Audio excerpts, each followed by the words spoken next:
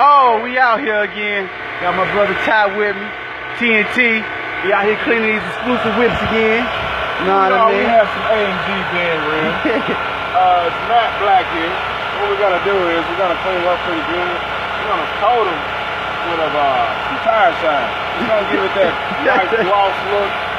But then after that, it's gonna fade back into the matte black look, and it's gonna stay in there real good, and it's gonna stay clean for about a good 2-3 months until you're ready to get it clean again. But other than that, we about to get started. No problem.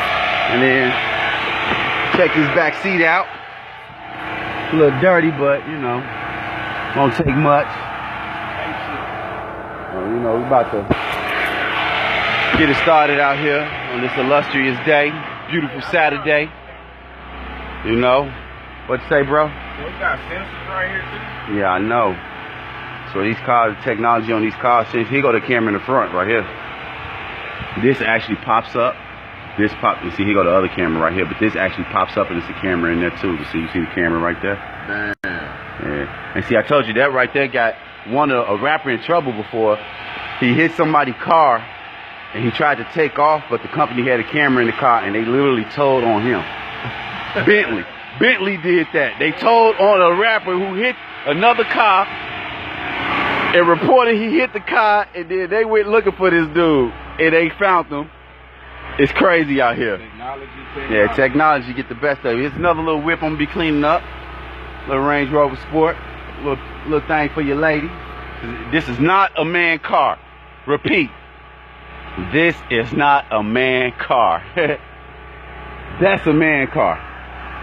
That's a man car. Continental tires and AMG rims. That's the closest thing you can get to a Maybach. They stopped discontinuing the Maybach in 2008 because of the recession, but they started making them a few years ago. This is other car. I haven't did this one in a while because it has a real bad transmission leak, and he want to get work done on it before I do some work on it. But here we go. Gonna get started. The basic stuff, you know, just give it a little spray down on the tires and knock off some of that extra dirt and brake dust.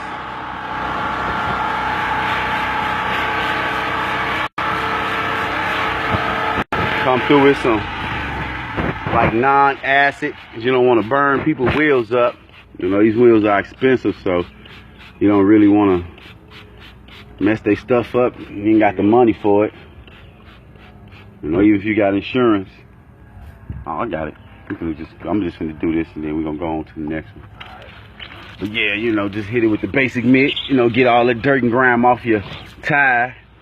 You know, all the little extra dirt that be up in the little cracks and crevices of the rubber. And then you still take your mitt and just basically hit the rim. This car right here got extreme brake dust, if you can look on my finger. I mean, it ain't really that much, but this car gives off extreme brake dust because of the rotors they have on here. Very expensive rotors. For them to be so expensive, they give off a lot of brake dust. So, but that's what I do. I'm here to take care of people's cars. Like I said yesterday, I enjoy what I do. It's a blessing to be able to be my own boss and be able to go out here and make money, you know, without having to, you know, try to swindle people out of it or bamboozle people. You know, you go about doing it the right way. You feel good about yourself every day. So, but like I say, it's just the process of work. You know, like I say, somebody got to do it. You know, that job is a labor job. I don't care if you're sitting behind a desk typing, still you're doing some type of labor. Even if you running your mouth on the radio station, you're still doing some type of labor. I guess your jaws would be hurting from all that jaw jacking all day, but you know, but it's about being comfortable in life. You know, when you're able to do something that you like and you can make money on it and you're cool with it, that's comfortability, I think. You know, other than that, it's like if you're doing some work just because you gotta make some money to pay these bills and you really don't want to do it, but you there because it's almost like being programmed. You there to do the work just because you pay bills. But we doing something we actually like and we comfortable with. So that's the key right there, being comfortable. Preach. You hear that, Mello? What's up, Evelyn? What's up, cuz? How y'all doing today? I'm about to start sweating again, so excuse me, because it's hot. I think it got to be like 90 degrees at 9 o'clock this morning, so, you know, but, you know, just here doing what I do. Trying to take advantage of, like I said earlier, that opportunity that was given to me, so, you know, because most of the time we get the opportunity, don't know it's an opportunity, and we just let it pass on by, you know. And, you know, like I consider myself as a car dresser, like a barber for cars. You know what I mean? Because, you know, most of these people get their cars done on a weekly to 2-week basis. Most, like how most females, they go get their hair, their nails done on a week to 2-week basis. And same with guys, even though I don't have a haircut, excuse me, you know, but this that natural, you know what I mean? Is that all natural? So, you know, enjoyment. Now, even though after I'm done with this, I got another job at home dealing with them rug rats, I guess. So, you know, it's a never-ending process of this life. But, like I say, I chose this life, it didn't choose me. So we good out here. Oh, you think that's funny, cuz? Yeah. What you over there doing?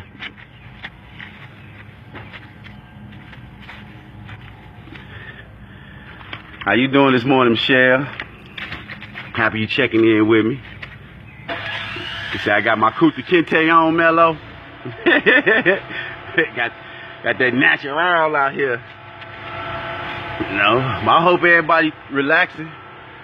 You know, just enjoying y'all day. I hope people got stuff playing with the kids. It'd be a nice day to throw, you know, something basic on the grill. Some hot dogs, hamburgers. You know, you ain't got to spend a lot of money. Oh, Orlando vacay. You doing it big, huh? I wish I was down there. I'm going to be in Atlanta at the end of this month. Gonna take my little girl for a birthday to the Atlanta Aquarium, and then go down to the Atlanta Zoo, and then go to the museum, and then go to the, I think they got like a natural black museum or something like that. I saw they had a nice little package, like for all 4 events, $76.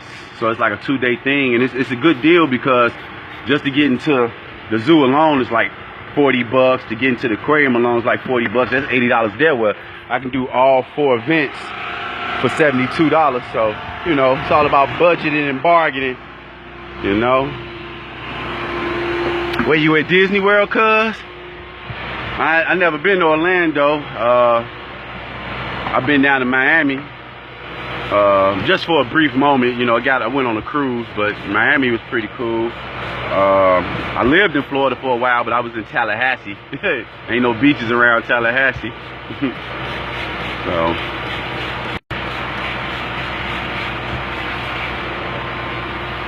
what's up with you, Dig? What you over there doing, man? You relaxing? You got up early in the morning cooking some of that swine for the girls? Some toast? Get some of that toast, you know what I mean? Put some Pop-Tarts out.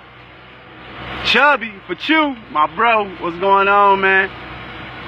Took the kids to Legoland and Aquatic Water Park. Oh man, Legoland sounds dope. I'm a grown man and I might have fun in Legoland.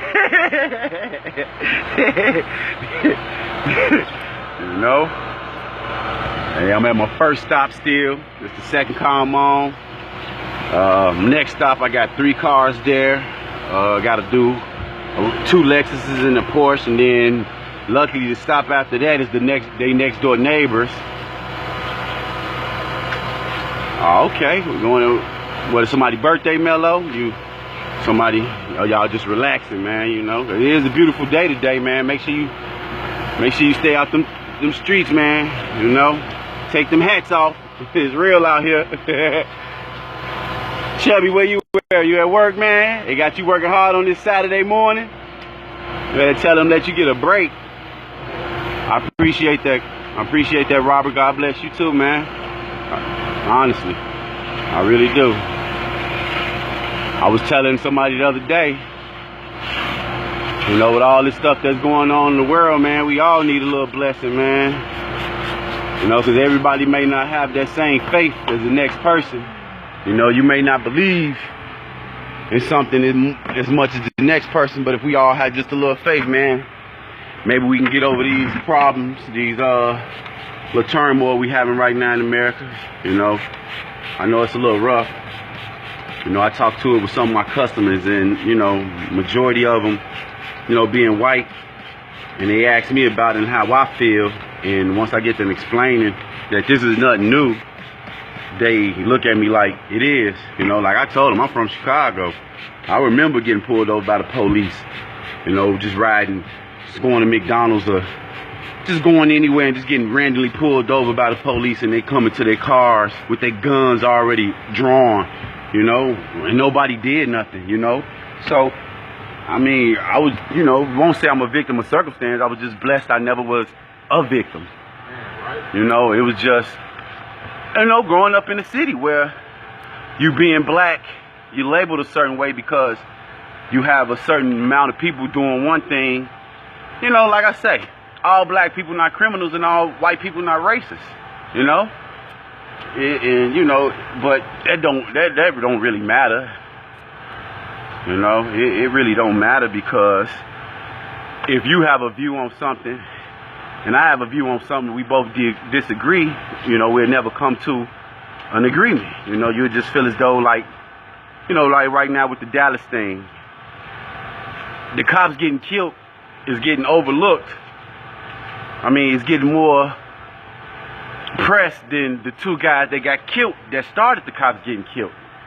So it's like, what's, you know, like, what's really going on? You know, like, I deliberately watched the tape and I saw two shooters. They deliberately said it was just one shooter, but I'm trying to figure out then who was on the street shooting that cop, if it was just one shooter, and then eventually they kill a guy with a bomb. And that's funny. You know, they blow the guy up with a bomb, so we can never know if he's really dead or not. So, but, you know, like I say, to each his own. Because everybody just gotta basically stay in their lane.